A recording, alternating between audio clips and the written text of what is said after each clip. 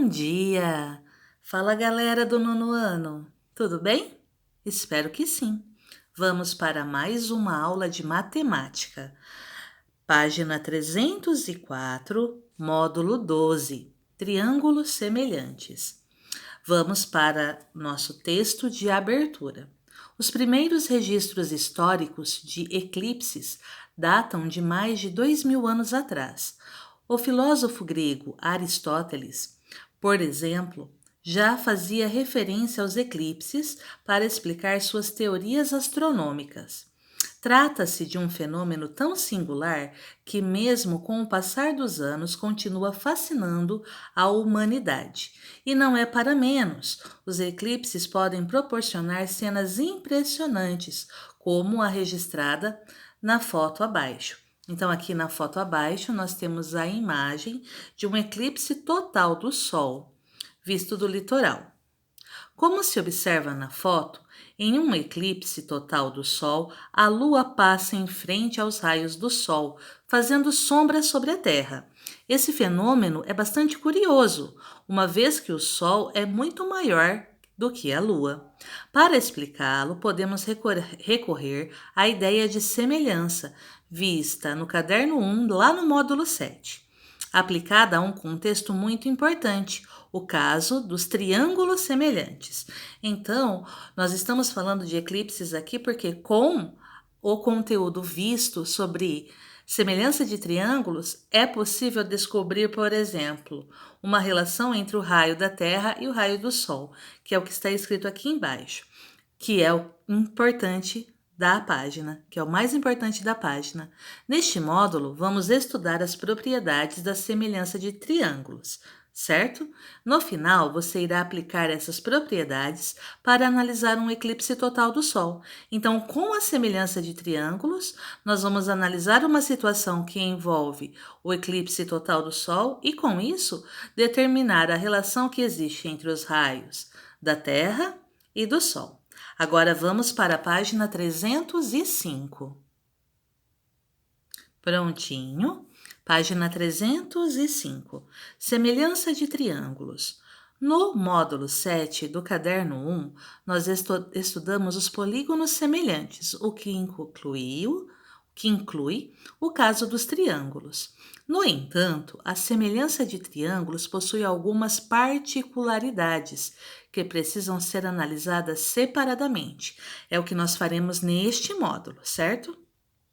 Para entender melhor tais particularidades, considere as figuras a seguir, nas quais podem ser identificados 10 triângulos. Então, analisando a primeira figura, a segunda figura, você consegue identificar esses 10 triângulos? Então, vamos lá. Um triângulo, 2, 3, 4, certinho? O maior, 5. A junção desses dois, 6. A junção desses outros dois, 7. 8, 9 e os dois juntos, 10. Certinho? Você saberia dizer se há pares de triângulos semelhantes entre esses 10 triângulos? Na situação representada acima, é possível encontrar 22 pares diferentes de triângulos semelhantes. É claro que nós não vamos analisá-los porque demoraria muito. Esse exemplo mostra o que para a gente?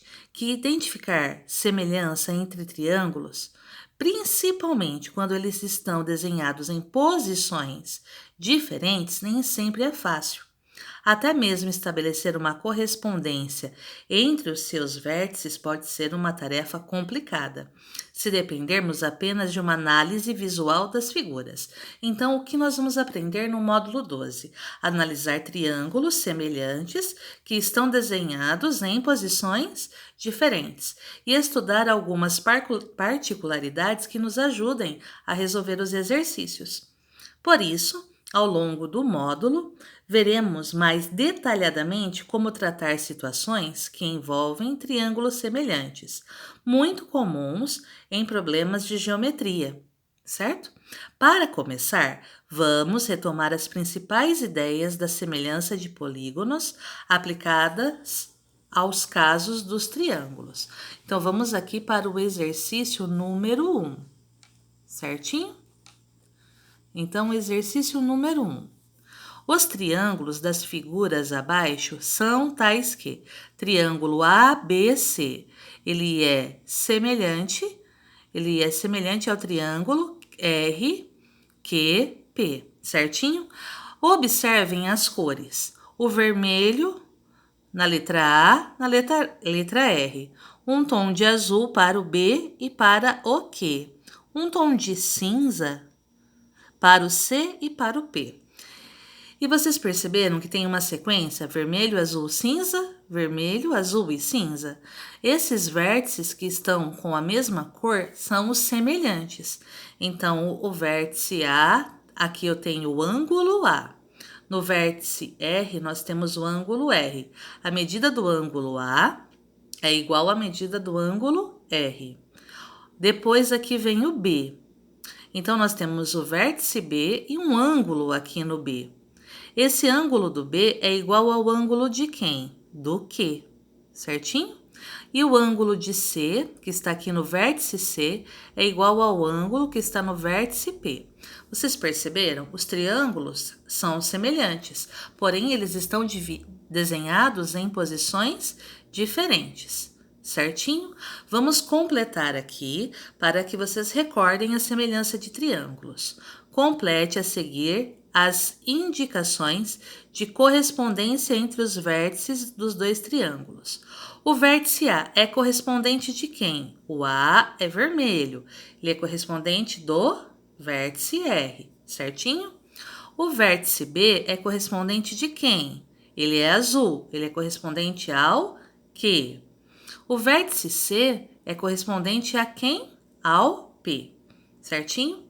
Letra B. A relação de semelhança dos dois triângulos pode ser descrita de diferentes maneiras. Preencha as lacunas em cada caso de modo que essa descrição seja feita corretamente. Nós temos o triângulo CAB. Ele é semelhante ao triângulo. Nós temos que trocar o C. Quem é o C, gente? Quem é o C? Correspondente de C, o P. Quem é o correspondente de A? O R. Quem é o correspondente do B? O Q. Trocando o C, o A e o B pelos seus correspondentes, a ordem fica correta. Então, o triângulo CAB é semelhante ao triângulo PRQ. Nós vamos fazer o mesmo aqui na 2. O triângulo BCA, ele é semelhante a quem? Ao triângulo. Quem é correspondente do B? O Q. Quem é correspondente do C? O P. Quem é correspondente do A? O R. Então, aqui, o triângulo BCA é semelhante ao triângulo QPR. A próxima, triângulo PQR.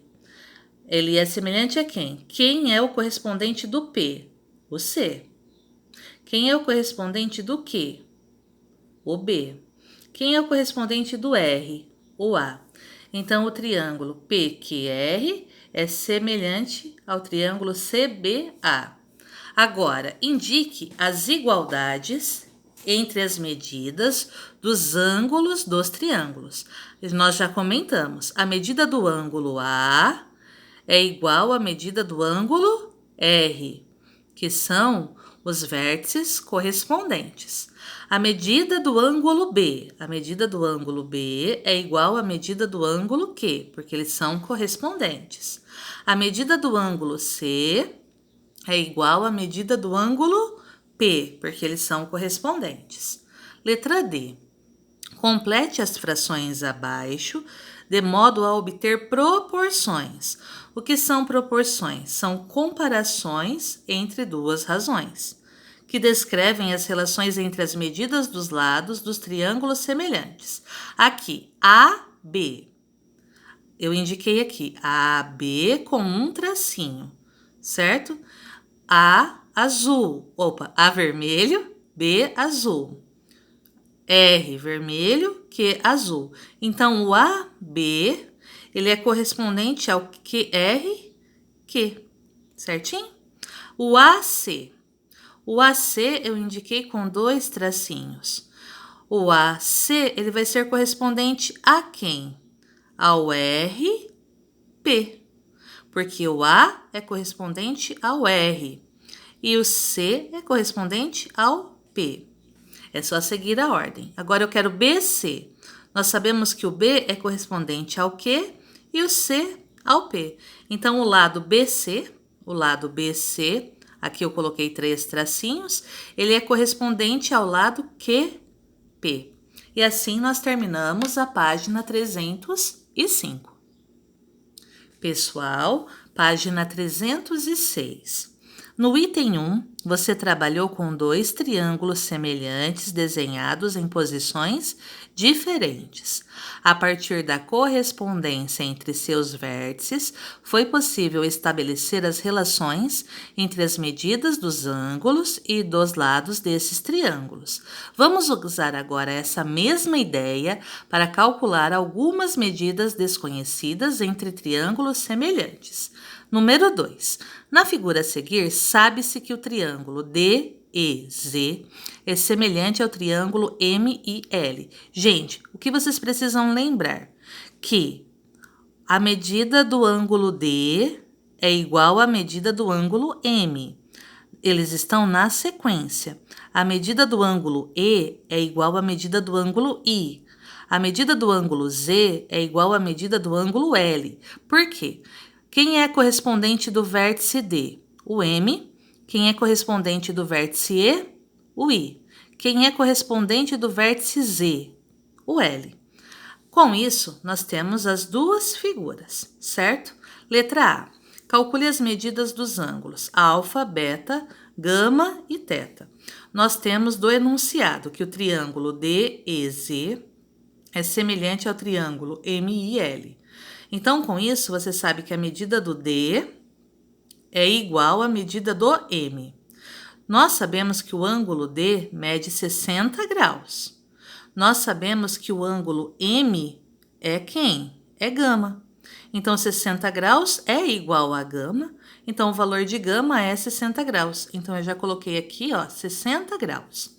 Tem como descobrir? Observem, aqui eu tenho 60 graus.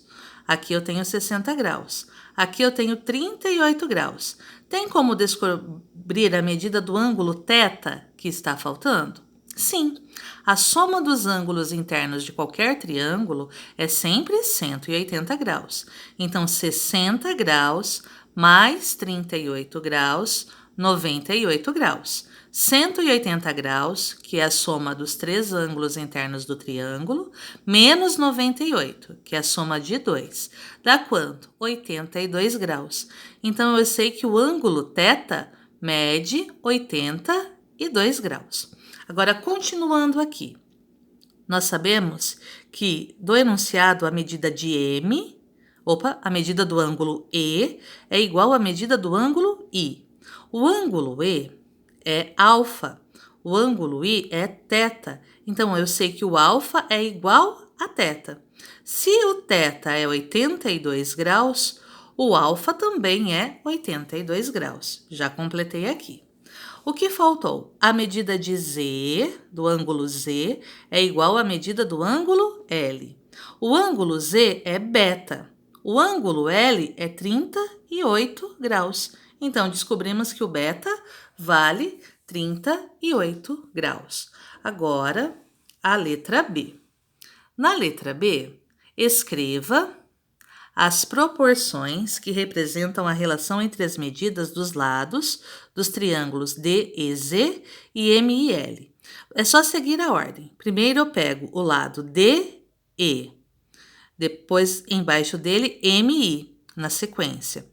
Agora o lado EZ e aqui IL. É só ir seguindo a sequência, que é igual a quem? Z com D e L com M. Na ordem, lado DE, no outro triângulo, lado MI.